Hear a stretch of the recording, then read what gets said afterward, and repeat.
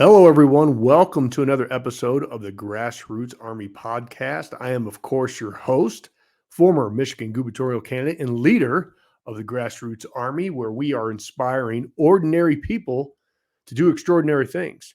Now, Tucker Carlson interviewed Martin Shkreli last night on X, and it just continues to show how corrupt not only our government, but what the judicial system is willing to do to not only put innocent people in the jail, but also to further their career, because it's just another example of corruption at its worst, because that's what they're doing with President Trump right now. So if we reflect back before the pandemic, I used to be one of the guys that was falling asleep on the watch. I knew that there was corruption in the government, there was corruption in politics and in the judicial system, but by and large, everyone that was there, it was for the common good. It was for the people, by the people, right? But as time goes on, we continue to see these bad actors and actresses of what they're willing to do to silence their opposition, to throw people in the jail, innocent people in the jail, for not only to fuel their narrative, but to silence their opposition. The same thing is happening right now with the Nashville Manifesto. Now look, Steven Crowder, Louder with Crowder, broke this story yesterday. He somehow got the manifesto and he released it. And the mayor is starting an investigation on how it was leaked. And what we saw was a lot of hate, a lot of evil towards white folks, right? White privilege. I mean, it's really, really evil what this person was doing, what she was saying. And what the left is trying to do is cover it up. Because again, it doesn't go with their narrative of the alphabet mafia right now. So Facebook, YouTube censoring it. The only one that's not censoring right now is just a community note on it is X. Everyone else is trying to silence this. And that should be very concerning. And this is, again, just more proof that we are living in a banana republic. They are willing to do everything they can to not only keep in the power, but to silence their opposition, silence free speech. Because as Americans, we just want to be told the truth. We'll figure it out.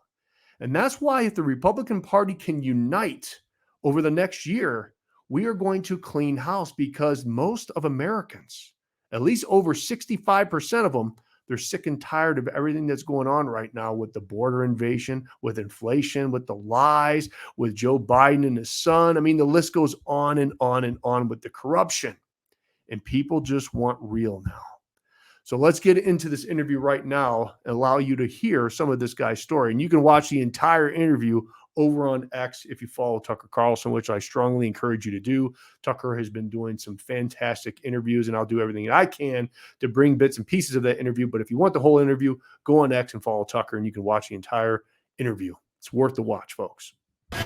He's been called the most hated man in America because he jacked up the cost of a life-saving drug. Raised the price of a life-saving drug 5,000%. So he could get filthy rich, an even bigger jerk than we first thought. There's no excuse from going from $13.50 to $750 for one pill. Breaking news, we have the verdict now for the former pharmaceutical CEO Martin Shkreli, 7 years in prison. And so forth. Like, you can't do anything about this. It's a sovereign right of a business. It's not sovereign, but it's very cherished right of a business to be able to choose its price for its product. And this idea that you could interfere with that right is so anti-American, so against everything I learned in school and in business, that it was just surreal that somebody thought they had that kind of power over a company. Imagine her trying to tell Tim Cook, hey, your iPhone's too expensive. You got to lower the price 200%. What does an iPhone cost? It's like $1,000. And everyone kind of has to have one. Yeah. Does anyone complain about that? Nope. Why do you think, I do think there's a lot of, fair or not, I think you think it's unfair. I probably have the other position, but there is a lot of resentment toward pharma. Do you think that was part of it? Oh, absolutely. It's the most hated industry of all the industries. And I remember challenging, they kind of brought me up in CBS to be an expert speaker on a panel about drug prices. This is when the EpiPen, this is Joe Manchin's daughter, raised the price of EpiPen for the same reasons, and I feel totally legitimate reasons. And everyone was aghast, that people can't afford EpiPens now. They're really important medicine, and everyone's screwed. And I asked the CBS people, I said, hey, do you know what the net margin of CBS is? No clue. So do you know what the net margin of Mylan is, the Joe Manchin's daughter's company? CBS makes twice as much profit as Mylan. So you have a company that makes a life-saving medicine, EpiPen, which literally could be the difference between life or death. And then you have a company that makes reality TV shows and just sensationalized garbage, news. lies, yeah. And one of them, which one deserves profit? I think capitalism is a function that sort of assigns profit to the deserved. And in this case, this pharma company, Mylan, makes like 1 out of every 10 medicines in the world, and they kind of deserve the right to stay in business and keep doing that. Whereas, you know how I feel about CBS. Yeah, and for good reason. So you're running this company, you get attacked in public, you become a prop in the Hillary Clinton campaign. The media, as always, on cue, aligns their coverage with her propaganda priorities. They're sort of a seamless unit, the Hillary campaign, CBS News, NBC, Shep Smith. But your job at that point is to sort of bow your head and say, busted, you caught me, I'm sorry, I'm going to give money to breast cancer research. Why didn't you do that? It would not have been hard to resign, even stage a firing, and have tell my board, hey, you guys can fire me to make this look good so our company can continue and be successful. Yeah. And usually that's the solution, is off with their head of the CEO. Or the number 2 option is a PR campaign of laying low. You pay a big DC PR firm $300,000 and they just tell you to don't say a thing, and that's this will blow over, the news cycle will change. And I dug in because I really felt like a few different dynamics are at play. The first is that CEOs are not allowed to have personalities anymore, and I think you see the handful that do, the Elons and others, they get criticized routinely for their personalities. And what corporate America and boards want to see is a CEO that's, just completely, impervious to attack. And just eat a massive pile of dung and keep going. Yeah.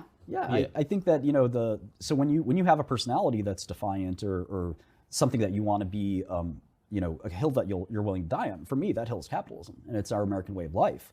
And it's this hill that no politician can tell us, business people, what our prices should be. I know, but Hillary Clinton, you gave her the finger. Like, you didn't expect to get arrested when you did that? I think that I was a little naive that, that what we learn in school, that when we pledge allegiance and that we will learn about the First Amendment and all this stuff, that it's not connected, that the courts are not connected to the media and they're not connected to politicians, and there's not this web that really does exist.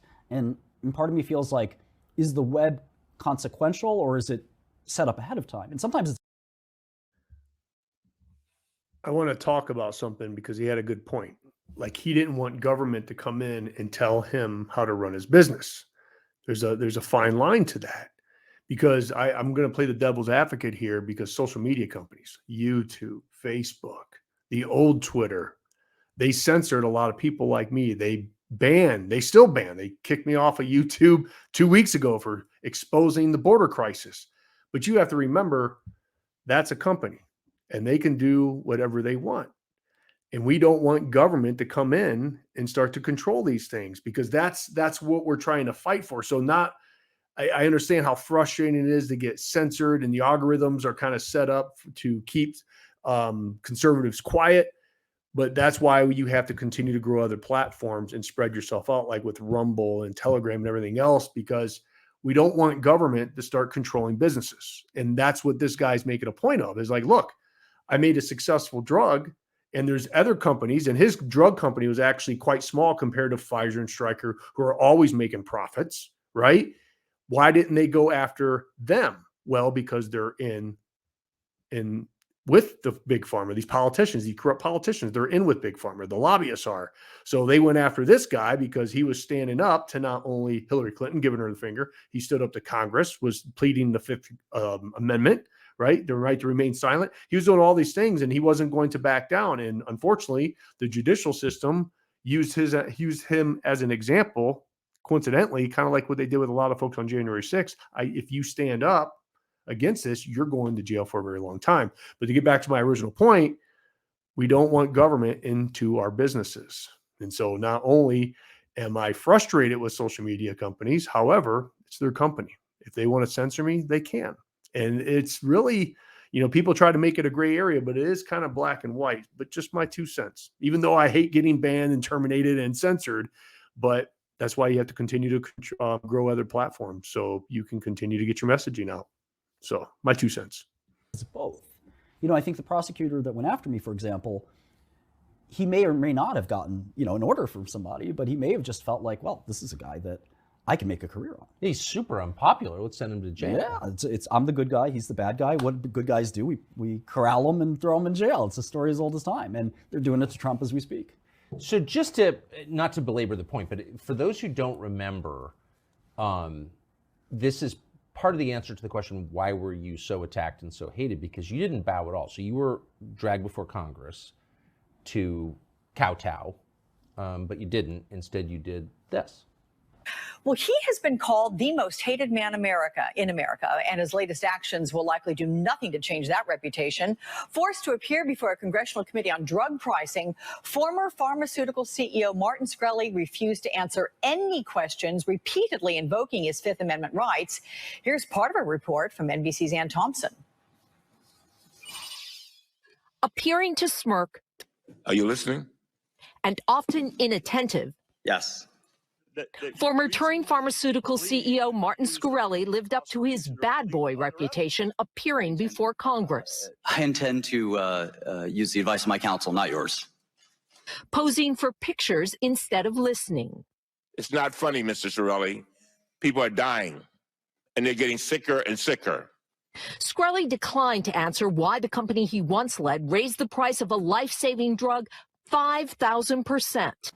So just so you know, when a corrupt moron like Elijah Cummings speaks to you, Surf, he's speaking not as your peer, but as the feudal lord, and you have to pay attention, or at least pretend to pay attention. You didn't know that. You know, when you try to challenge authority, and you know that authority expects your subservience, it's a really huge insult, because you know, if Congress doesn't have power, then who does? And it's really dangerous to sort of like cross that line of 5 out of 8 charges, because it's almost impossible. Let me just ask you, I want to tie up the Daraprim controversy before we move on. So this is a drug whose price you raised by a lot, at least on a percentage basis, thousands of percent. What's the price of it now? Well, it's generic now, so it costs pennies to get now. So you know the price went up for a short period of time before generics entered the market, and the free market kind of, if you believe there was a problem, which I don't, the free market fixed the problem. Lots of medicines are much more expensive than Daraprim, and I think that's. You asked about misunderstandings earlier. That's one of the biggest misunderstandings, is that people said, well, if you raise something 5,000%, isn't it unaffordable now? And the answer is, of course not. It depends on the beginning price. You know, if something is 1 cent and you raise it up 50x, you know, it's still affordable, depending on what the product is. And so there are drugs in the drug system that are millions of dollars. And what folks don't understand is, for rare diseases, we talk about cystic fibrosis, muscular dystrophy, there are not many people with these diseases. And in fact, cystic fibrosis makes toxoplasmosis, which is the Daraprim disease, seem extremely common. You know, toxoplasmosis is exquisitely rare. So you cannot afford to keep a company in business making Daraprim unless you raise the price. Interesting. And this is conventional across all drug manufacturers. Well, what's really funny is I had a friend named Brent Saunders who ran Allergan, and he was an investor in my fund. He was kind of a big shot in pharma, and he had Botox, and you know, as his flagship product. And he raised the price of Botox like 9.9% every year, just to avoid a double-digit distinction. And the price increase on Botox cost the healthcare system hundreds of millions of dollars. The price, and the same thing at AbbVie for Humira, or Johnson & Johnson, or Pfizer, or Merck, their price increases, while they're smaller on a percentage basis, they cost the healthcare system billions of dollars, and nobody talks about them. I had to raise the price of a minuscule, tiny medicine that nobody takes, and nobody mentioned that in the media. But to keep that medicine on the shelves, because I've done this before, where a medicine that sells very little, less than $1 million, a couple $1 million, the big pharma guys don't want to make that medicine. They want to get rid of it. And the only way that that medicine can stay reliably on the shelves is if it merits making.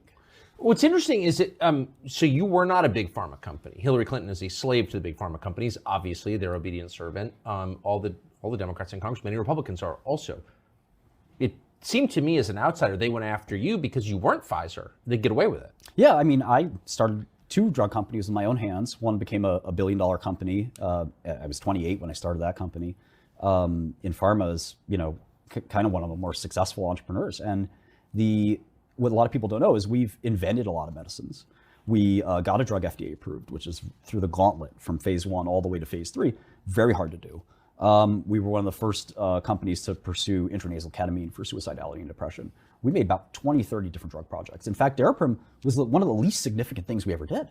And it became this like really big magnifying glass on quote unquote corporate greed. To this day, I never made $1 from Daraprim. Really? No. So it shows up December 2015. You've been the subject of all these news reports about your immoral behavior. What did you think the FBI was doing at your apartment? Well, I had a fund from like 3 or 4 companies ago, and in the hedge fund business, it's to be frank, it's kind of an awful business, and it's a business that almost like I think half of all top hedge funds have basically been closed down for legal reasons. Many hedge fund managers have gone to prison. It's a dangerous job because you are the symbolism of wealth. Like you are literally not making any product. You are taking information and manpower and converting some pile of money into a bigger pile of money. Right. And it's really, if there's anything in life that symbolizes greed and excess, and I don't necessarily believe this, but from the outside perspective, hedge funds are it. And so it's not hard to sort of point a finger at a hedge fund and say there's some fraud here, or there's some transaction that I didn't like that wasn't disclosed properly. And this is why hedge funds are like half compliance departments these days. Yeah. But they don't even care about the return anymore. They care about the compliance because it's such a dangerous business.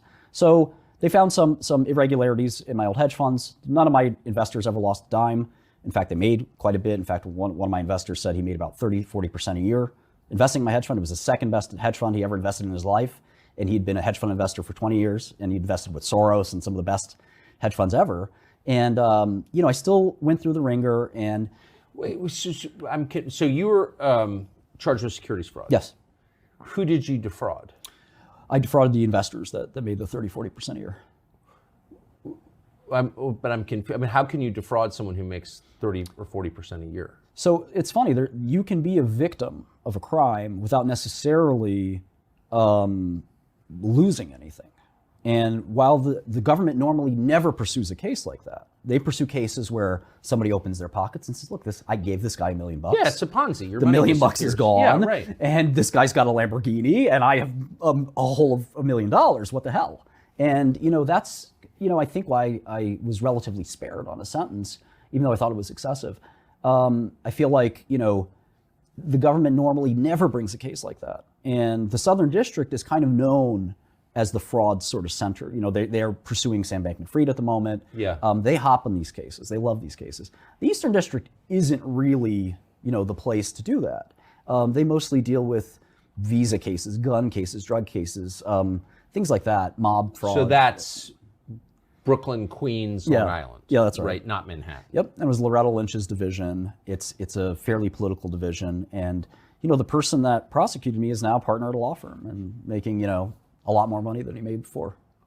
So did you sense from the beginning that your prosecution was political? Yeah, no, I mean, I know it was. And when you say political, it's not a left or right thing necessarily.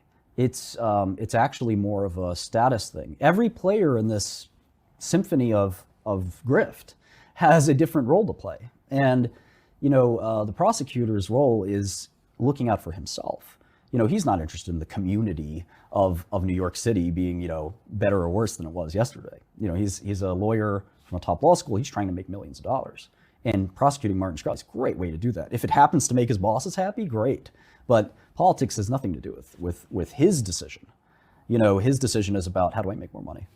So someone sees you on TV and you're at the middle of the 15-minute hate ritual and they're like, let's look into that guy's hedge funds. Yeah, and I think that's par for the course. Sentenced to 7 years in prison. And you're a pretty young man at this point. What do you think? Well, I take it a step a few months before that where I was on bail and happy-go-lucky. I was actually getting into the software business at the time. And I figured, you're on bail and getting into the software business? Yeah, I was starting up a small effort to look in. I needed to do something. And, I was expecting to go to prison, but I didn't expect to go for 4 years. And I made a joke on social media about Hillary Clinton. And all of a sudden I found myself in front of a judge and they're throwing me in prison. And what? Yeah, I said something stupid, snide. It was a joke. As a comedian, not all your jokes land. And I actually, one of the reasons I have a social media following is I think some people find my stuff funny. And, I try to poke fun at power and authority and, all kinds of people who need to be taken down a peg. And I try to do that. And, this joke fell flat. It was some silly joke about Hillary Clinton's DNA. And it got taken the wrong way by actually a New Yorker reporter, kind of flagged it. Who? This guy named Ali, he sort of flagged it, basically took it to the government and said, look at this, arrest him. And they did. And a New Yorker reporter didn't, they're such monsters. Yeah, they said this is a threat to Hillary Clinton. I'm not threatening anybody. What was the joke? It was about if I can get a sample of her hair, I can determine through DNA analysis, one of my expertises, that she may or may not be a lizard person, which is a completely, it's a joke, obviously. She's a human being. But, there's some debate on that. But it was a joke. It's clear it was a joke. I don't want Hillary Clinton's hair. I'm not going to do a DNA analysis. No, you don't want her hair. No, you don't. It's all a joke. And, they said this is a serious threat to her safety. The New Yorker reporter said this. And the government took it and ran with it. The judge said, you know what, you're right. Who would find this funny? And my lawyer's sort of sitting there saying, about half of America thinks this shit's funny. Yeah. And this, very liberal judge from Berkeley, great judge, by the way. But she said, this is a bona fide threat to her safety. Your bail's done. Get out of here. And you got sent to prison for, I guess you're not the first. I mean, we just interviewed someone else who's about to be sent to prison for the same. But I guess you can't make fun of Hillary Clinton. There are limits to the First Amendment. There are very strong limits. And I think that's another thing I learned is that the First Amendment is this very qualified right. I mean, it's extremely qualified. And I had to learn that the hard way. And I became a constitutional law scholar trying to understand why I can't make a joke. And, it's frustrating. I think that, making a joke about Trump would not have reached the radar of the government. You think? I mean, I just would have not been, that interesting. Wow. So you went back to jail for how long? That's so basically from there, I had to stay until my sentence. My sentence was. How long were you in jail before trial? I was already convicted, so I was awaiting sentencing. And when it came time for sentencing, I don't think that helped. That she had to throw me in for this joke. And it probably my lawyer says it cost you at least another year or two. Because it's not a great thing. Did you ever reach out to the New Yorker reporter and say, hey, thanks for throwing me in prison for a joke? It's interesting, that person became, who does like a lot of takedowns. That was their shtick, is that they write these big takedown pieces of so evil. This person's awful. Well, I feel bad for that person, actually. I'm Catholic, and I look at that person and say, this is a sad existence. And that person actually ended up, over the years, becoming depressed and suicidal and said, I don't want to live like this, tearing people down for a living. And really? Yeah, it was fascinating to see. My girlfriend, who's the reporter who covered my case, sent me in documents that this guy was literally on Twitter saying, I'm suicidal, I want to take my own life. And I look back and I said, those things aren't an accident. I mean, if you spend your life digging up dirt on people, trying to ruin their lives, and, it must be a miserable existence. That's called karma. And I think the point of this interview, too, is not only with what I said in the beginning, but just I think we're just sick and tired of the double standard. And if you go back to the pandemic when we were supposed to be locked down, you're not supposed to go out until the Floyd stuff went on, then it was healthy to go outside. And it's just the double standard that these corrupt politicians continue to throw, do as I say, not as I do, rules for thee, not for me, everything that they kind of push out on their narrative, everything that's going on with the Nashville manifesto, it just goes on. And I think we're just sick and tired of the double standard. Again, provide the people with the truth, no matter how horrible it is. We'll deal with it and we'll figure it out. You can watch that entire interview over on X on Tucker Carlson's platform. I strongly encourage you to follow him and do just that, but I'll continue to do my part and to bring you up-to-date, accurate, and truthful information. So God bless you. God bless the state of Michigan, of course, and always God bless these United States.